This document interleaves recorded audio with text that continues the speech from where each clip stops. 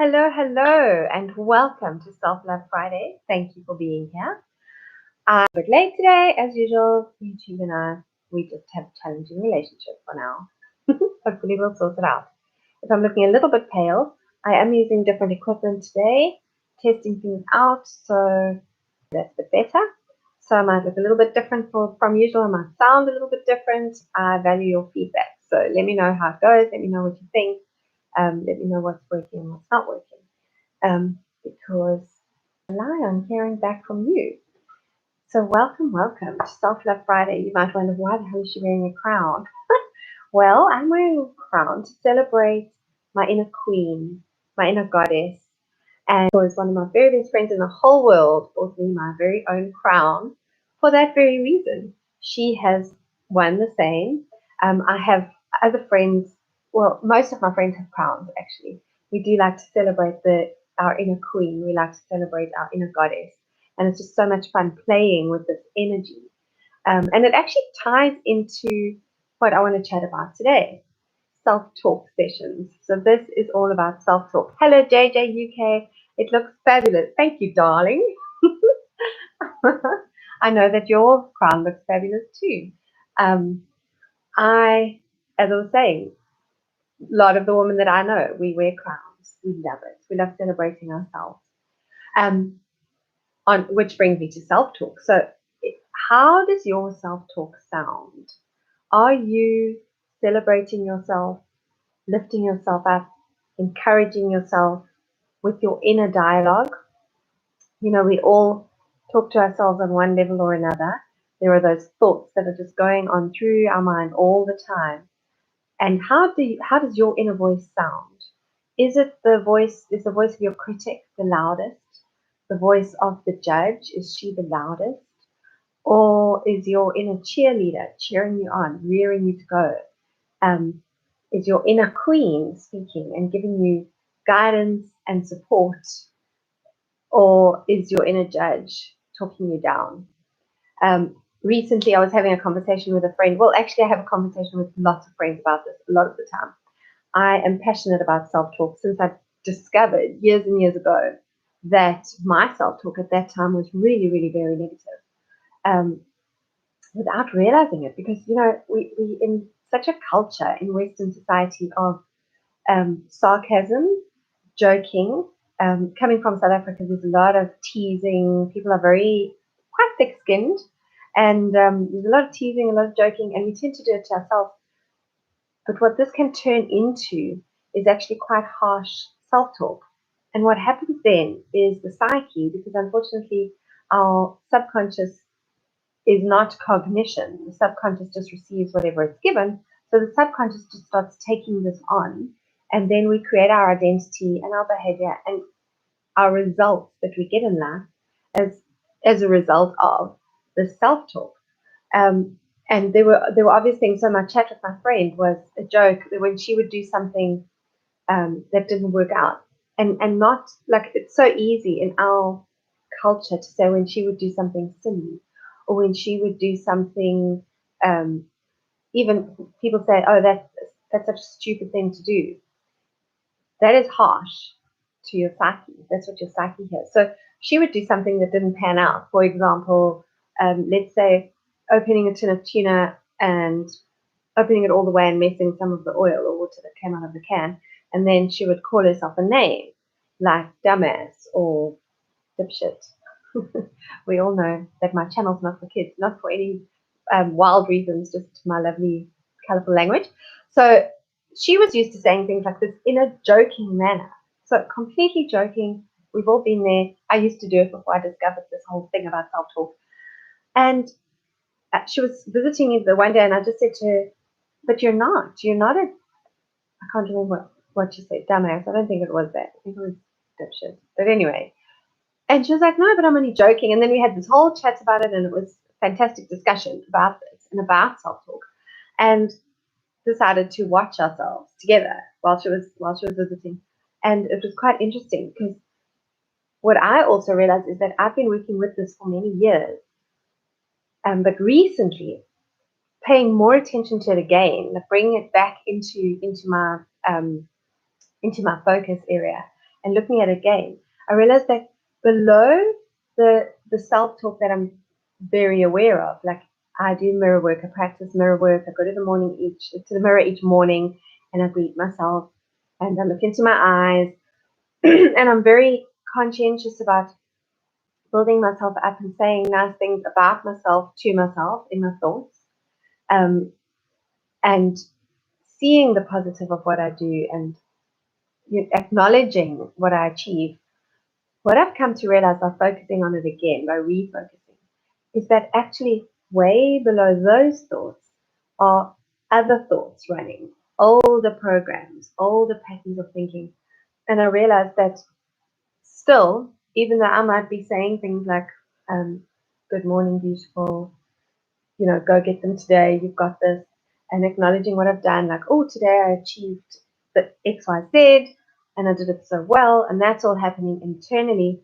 Below that, there was another voice going on, and it was my inner critic who I've spent years trying to silence. And what was happening is that there was this very soft, because I've silenced her for so long, but she was still there, still sending it out, comparison voice, like, oh, look what so and so did. And it was just this like disdainful. We've all had a relative like that. Well, I think we have. I've met a lot of them, mine and other people. That doesn't really say much, but says a lot with a tone. And I discovered recently that below all of my positive self-talk was this critic that was just using a tone. And the tone was comparing with others, others in my field, not even in my field, men, women, just like, are you putting out as good a quality as so-and-so? Because so-and-so is really good. So-and-so did great at that. How about you? So it wasn't really direct criticism. There was a suggestion in my deep psyche that perhaps I wasn't hitting the bar. And realizing that was quite something, because that hit me hard. I was like, oh my goodness, here I am using my affirmations and speaking positively and growing at such a rapid rate and enjoying the ride so much. And yet there were still parts that I couldn't quite fathom. I was like, well, that's taken a bit of a while to shift. I wonder why that's taken so long to shift. And then realizing that there was still some self-talk that needed addressing. So the one was comparison. And I encourage you to have a look at your inner dialogue. Pay attention when nobody's around and you're doing something. So you might be at work, or you might be, everyone works at home these days, it seems, but at home doing something domestic. You might even be doing a creative project, something that's fun, a hobby. Just watch yourself closely and see, for example, if you're painting a picture and you use colors and they don't quite pan out the way you expected. How does your disappointment sound in your head? Does it sound blamey? Glennon Doyle speaks about blame and how you get blamers, and she calls herself a blamer. And I just think most of us have been raised in a society of blaming. It's so easy to look around and see, oh, who can I blame? And below that and behind that, most of us are also very, very harsh on ourselves. So as much as we're pointing fingers and trying to find somebody to blame, for example, when you're painting that picture and the colors don't quite work out, you could be like, oh, whatever, this brand of paint, that blue is not the same as the other brand I used to have, blame them. Behind that, what could be happening is blaming yourself for choosing the new brand of paint, blaming yourself for choosing that particular color blue for that section of the painting. So those are two areas where self-talk can get really, really rough, is comparison. So comparing yourself with others without even realizing it, because it can be so deeply subconscious. And then blaming yourself for the decision you made or didn't make, the action you took or didn't take. And paying attention to this can be quite, you really need to, what's the word I love to use? Well, you really need to pay close attention, because the psyche is so clever, the subconscious mind is so clever about sneaking stuff around, such as self-criticism, self-blame. And they can be really, really destructive forces, because when you're cognitively, you've decided on something and you want to achieve something and you're moving in that direction, but you're just not getting there and you're not making the progress that you hope to make, look at your self-talk. What did you say to yourself when you dropped your toast butter face down accidentally? Or, what did you say to yourself when you used the wrong color blue on the painting? Wrong color blue. And that brings me to the other part of self-talk. So comparison, blame, and then there is the right-wrong aspect. So right-wrong is a very, very easy way for self-talk to go really negative really fast. So that's another area where I've actually caught myself in the past, is I would be working with people and challenging people, because I've never been one who has a very strong right-wrong pole. I've always been, as long as you're not harming anybody else, people need to live the way that they want to live. So I've been big on inclusion and diversity and people choosing the paths that they want for themselves, as long as no harm is being done to others, then it's all good. And yet, what I discovered about myself in this lovely learning process was that I was using a right-wrong stick on myself really, really harshly. So, in as much as I had very fluid rules for everyone around me and everyone in my life, and that includes friends, family, clients, I had these lovely fluid rules where everyone got a place that worked for them on the bar. When it came to me, I had a really, really harsh rod of what was okay and what wasn't okay, what was right and what wasn't right. And I didn't even realize it. So everyone else had this space to be who they are, to express themselves, to live their way.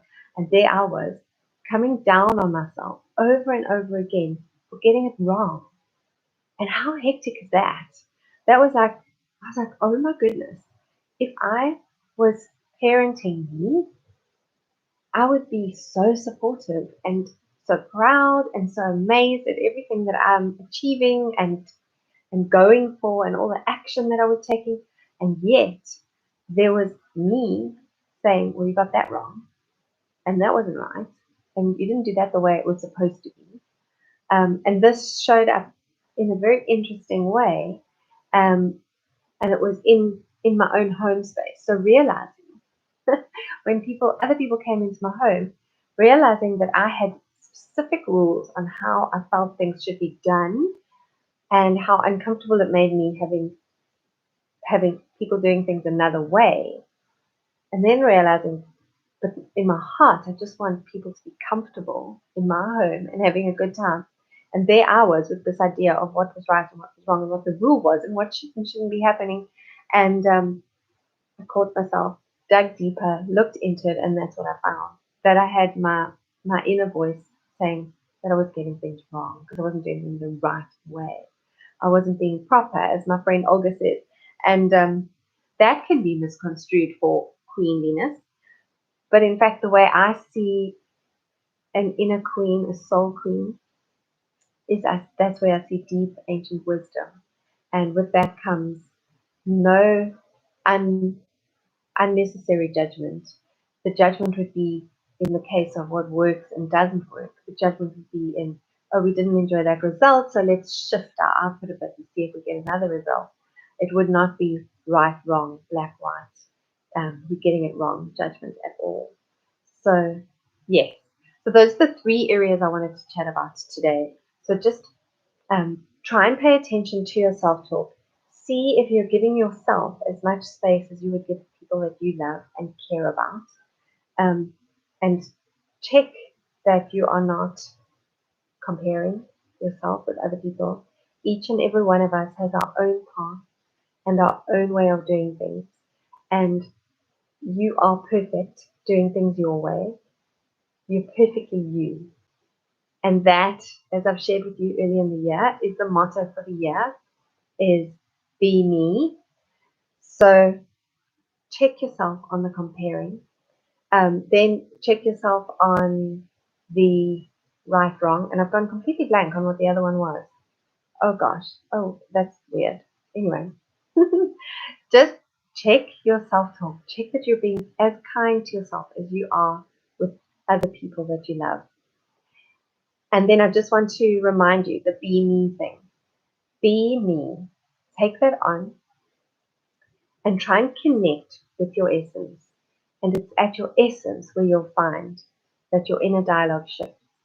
Because at your essence, as I said, when I connected with myself and I thought, well, if I was parenting me or, if I was mentoring me, how would I treat myself? And that's when my self-talk really gets to shift on a deeper level every time I think that way. Think that way about yourself. See who you really are and show up as that person because you are perfectly you and that's what the world needs. So no more comparison, no more harsh right or wrong, no more measuring yourself against some invisible target of how you should and shouldn't be.